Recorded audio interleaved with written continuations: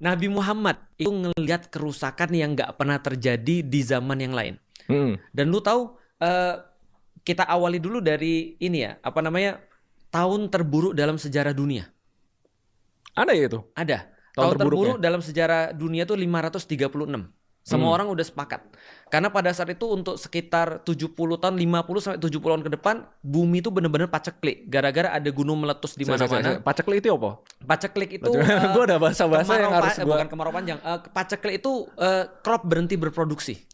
Oh, berarti sampai di tahap famine lah. Famine. Ya? Orang nggak bisa makan banget. gitu. Benar. Karena parah bangetnya gini, gunung meletus di mana-mana, mendung sehingga kemudian ngalangin cahaya matahari.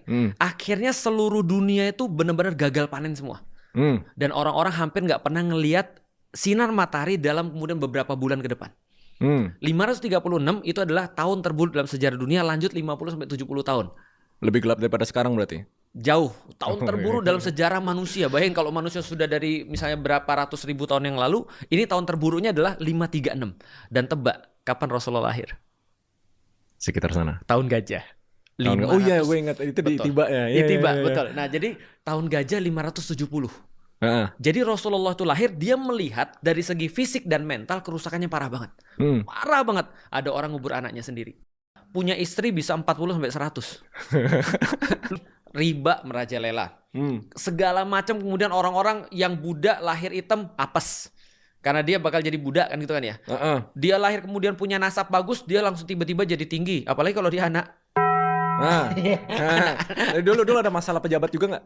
Ada. Ada. Tapi apapun yang Anda temukan sekarang masalah-masalah ada di masa Rasulullah SAW. Nah, apa yang dilakukan oleh Rasulullah? Escape. Beliau naik ke Gua Hira untuk escape dari semua itu. Karena kalau kita tidak escape, kita nggak akan pernah lihat lebih terang dan lihat lebih jelas. Itu kan kayak perspektifnya, kita nggak bisa nge-solve masalahnya kalau kita bias banget ada di dalam semua permasalahan itu. Kan kita harus punya perspektif yang kalau bahasanya tuh non-partisan, non-bias gitu. Betul. Kita harus lihat dari luar, benar-benar cari solusinya, jadi dia escape.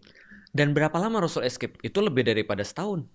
Oh ya? Rasulullah escape, lihat dari atas, benar-benar literally dari atas, dia bisa ngelihat Mekah seluruhnya dari Hira itu. Lalu kemudian dia ngelihat dari segi kemudian makna, apa sih yang menjadi permasalahan-permasalahan ini sebenarnya.